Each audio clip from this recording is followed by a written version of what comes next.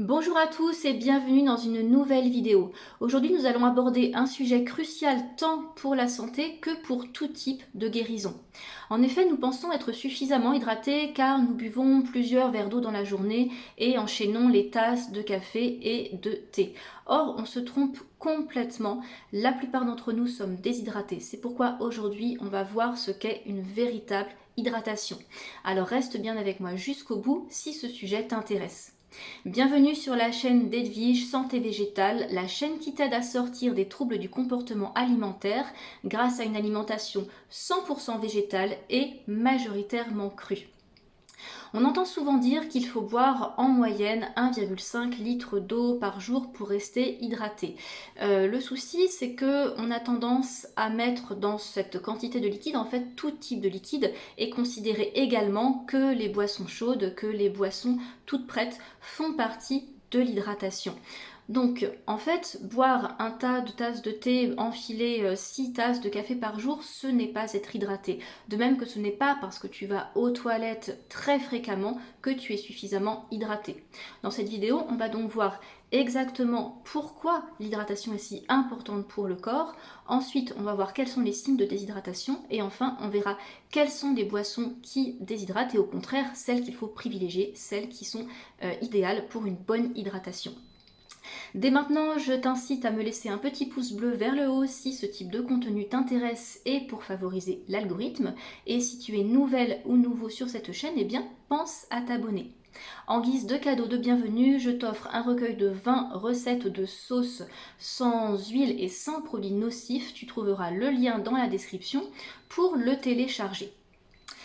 Alors premier point, pourquoi est-ce que l'hydratation est si importante? Nous sommes composés à 70% d'eau, ça c'est la masse atomique. Mais si on regarde du côté des molécules, eh bien en fait nous sommes composés à 96% pour les femmes et à 97% environ pour les hommes d'eau, de molécules d'eau. En effet, on héberge environ 22 milliards de molécules d'eau dans notre corps. Ce n'est pas rien, c'est vraiment absolument énorme et c'est pour ça que l'eau, et c'est un élément absolument primordial. L'eau est partout dans le corps. Elle est là pour la bonne circulation des informations entre les cellules, pour la circulation des informations entre le neurotransmetteur. Elle est nécessaire à la fluidité du sang, elle est nécessaire à la fluidité de la lymphe, elle est nécessaire au bon fonctionnement du foie, à l'hydratation du cerveau, au drainage des reins, à la redistribution des nutriments provenant de l'alimentation. Elle est nécessaire à l'élimination des déchets, elle est nécessaire aussi à l'homéostase, bref, tout circule, tout communique grâce à l'eau dans le corps. Quels sont les signes de déshydratation? On ne se rend pas compte, mais on est une grande majorité à être déshydraté. Et parce qu'on a soif, parce qu'on a un peu la tête qui tourne, parce qu'on a un peu mal au ventre, ou des petites choses comme ça qui sont anodines, avec lesquelles on a appris à vivre, auxquelles on s'est habitué, eh bien on met ça sur le signe de la fatigue, de petits troubles digestifs ou de toute autre cause. Or, la plupart du temps, ce sont les premiers signes de la déshydratation auxquels qu'il faut vraiment prendre en compte et auxquels il faut apporter une grande importance. Donc quels sont ces signes de déshydratation? C'est déjà la couleur des urines. Quand on va aux toilettes et qu'on voit que les urines sont trop foncées, sont un jaune vraiment prononcé, là c'est un signe important de déshydratation. Premier signe. Après, la soif, tout simplement la sensation de bouche sèche, la soif est un signe de déshydratation.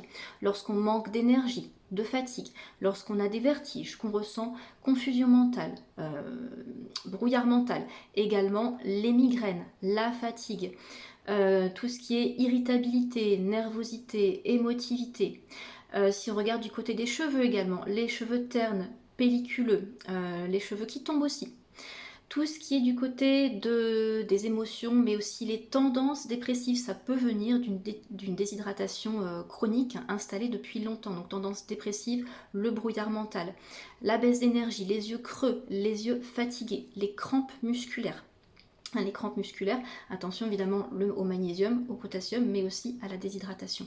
L'absence de miction, hein, bien sûr, si on ne va pas suffisamment aux toilettes, c'est qu'on n'est pas suffisamment hydraté. Il est tout à fait normal d'aller aux toilettes toutes les 2-3 heures à partir du moment où on boit régulièrement.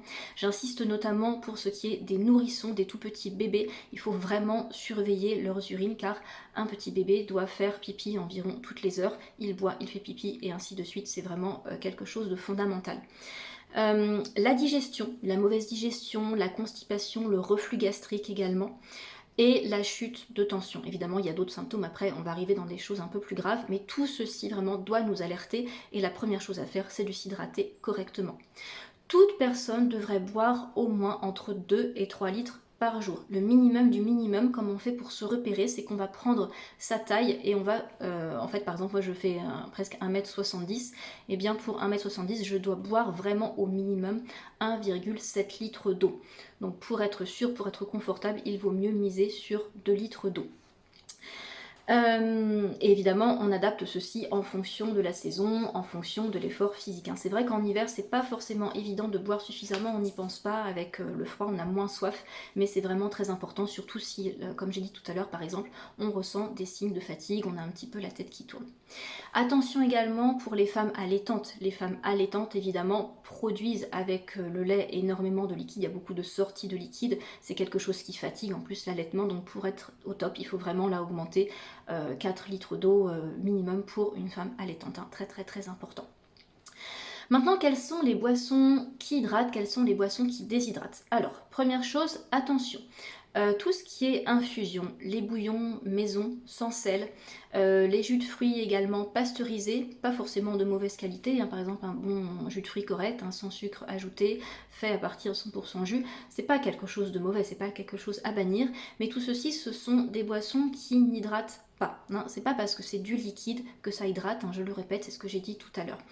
Les tisanes, les bouillons sont très intéressants parce qu'on va retrouver dedans les minéraux, les vitamines, tous les bénéfices des plantes. Mais ça reste quelque chose à prendre un peu, comment dire, comme une boisson pleine de nutriments, comme une boisson un peu médicinale. Mais on va pas faire rentrer ça dans les quantités d'eau, dans la quantité de liquide qui apporte de l'hydratation.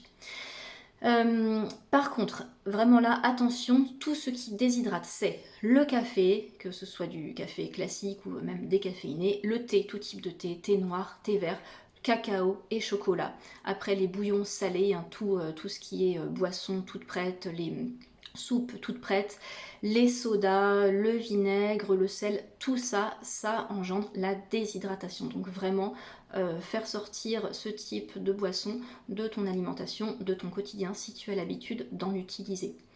En revanche, qu'est-ce qui hydrate? Qu'est-ce qu'on va privilégier? Bien évidemment, en premier lieu, l'eau. Donc l'eau propre, filtrée, c'est-à-dire l'eau du robinet, mais filtrée à la maison. On peut boire ponctuellement l'eau en bouteille, ça dépanne. Alors évidemment, si c'est de l'eau, on va plutôt essayer la bouteille de verre parce qu'on sait que les particules de plastique se baladent dans l'eau. Mais bon, c'est toujours mieux que rien du tout. À la maison, moi, je ne sais pas si tu vois derrière moi, j'ai le filtre Berkey que j'utilise depuis, je ne sais plus, 3 ou 4 ans maintenant. J'ai pas changé les filtres, ils sont efficaces un certain nombre d'années et vraiment l'eau est propre et de bonne qualité et avec un bon goût. Donc ça, première chose.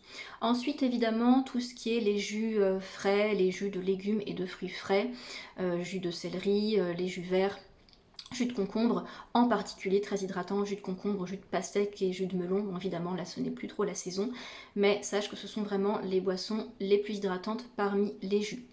Une autre boisson à laquelle on ne pense pas beaucoup, mais qui est vraiment très intéressante et en plus nourrissante, qui contient d'extrêmement bon sucre ainsi que plein de bon potassium, c'est l'eau de coco. L'eau de coco est très très intéressante, on peut en boire régulièrement dans la journée, un demi-litre, voire 1 litre, pourquoi pas, parce que vraiment la teneur en sucre est très faible. On peut en donner aux tout petits enfants, on peut en mettre aussi dans les smoothies, donc c'est un bon moyen d'avoir une hydratation avec de l'eau avec un petit goût. Ça c'est quand même mieux aussi que de boire de l'eau sans rien. Je sais qu'il y a beaucoup de gens qui n'arrivent pas à boire de l'eau toute seule. D'ailleurs, au sujet de l'eau, l'eau infusée, on va privilégier d'ailleurs l'eau infusée plutôt que l'eau dans laquelle il n'y a rien du tout, c'est-à-dire de l'eau dans laquelle on a remis un petit peu de jus de citron, un petit peu de jus d'orange, un morceau de concombre par exemple. On peut mettre des plantes aussi, on peut faire infuser des plantes, le romarin, le thym, la menthe, la sauge, l'ortie, la mauve, la prêle, enfin vraiment toutes les plantes qu'on va consommer en infusion chaude, on peut les mettre dans l'eau froide, les faire infuser au moins la veille pour le lendemain, et ça nous donne une eau qui est informée, qui est rendue vivante, qui va en plus contenir tous les bénéfices de la plante. Donc on fait coup double. Autre chose encore, bien sûr, les smoothies frais. Les smoothies frais maison apportent de l'hydratation, et les fruits et légumes frais, tout simplement. Évidemment, quand on mange cru, on mange beaucoup de crudités, de fruits frais. Les fruits et les légumes frais contiennent de l'hydratation, contiennent une eau vivante parce qu'ils ont été informés par le soleil.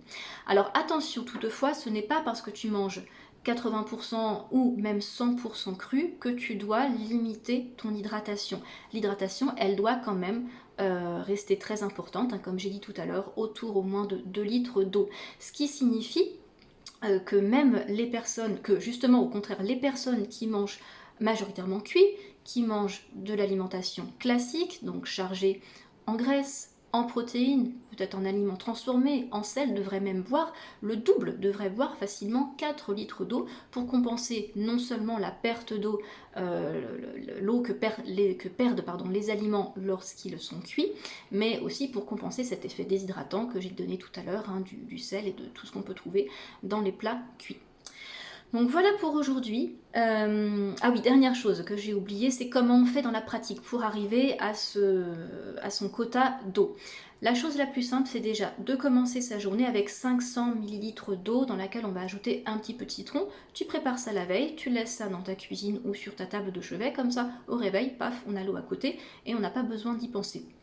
S'il y a un problème avec le fait de boire de l'eau froide, parce que la température s'est bien rafraîchie en ce moment, tout dépend où on habite, par chez moi c'est comme ça, et c'est pas forcément facile pour tout le monde de boire quelque chose de froid le matin, donc on peut faire réchauffer l'eau jusqu'à 30-35 degrés, donc il faut que ça reste de l'eau tiède, évidemment on passe pas à de l'eau bouillie, mais la faire réchauffer un petit peu pour qu'elle soit moins froide, c'est tout à fait envisageable. Et puis après, le plus simple c'est de se remplir une gourde d'1 litre, on se dit qu'on doit boire ça dans la journée. Tu peux aussi ajouter bien sûr de l'eau dans le smoothie, si tu apprécies la consistance plus ou moins liquide à ajuster, si bien que dans le smoothie on va pouvoir mettre entre 20 centilitres et de nouveau un demi-litre d'eau, donc c'est une manière vraiment très simple d'absorber de l'eau. Et puis le soir, avant de se coucher, on pense à reboire un grand verre d'eau parce que ça va évidemment donc hydrater, mais aussi ça va favoriser la bonne circulation sanguine avant de dormir. Voilà, donc cette fois-ci j'ai terminé. J'espère que cette vidéo t'apporte des réponses à tes questions et va t'aider sur le chemin de ta guérison. Si tu as besoin d'être accompagné, de recevoir un protocole personnalisé, n'hésite pas à me contacter pour un programme d'accompagnement ou bien pour une consultation. En attendant, n'hésite pas à me laisser tes commentaires, à poser tes questions auxquelles je me ferai un plaisir de répondre. Et si tu souhaites échanger avec d'autres personnes passionnées par l'alimentation, poser tes questions en toute liberté, en toute tranquillité, eh bien tu peux rejoindre le groupe Facebook qui s'appelle Enfin Libre. Je te laisse le lien dans la description. Et sur ce, je te souhaite une très belle journée. À bientôt.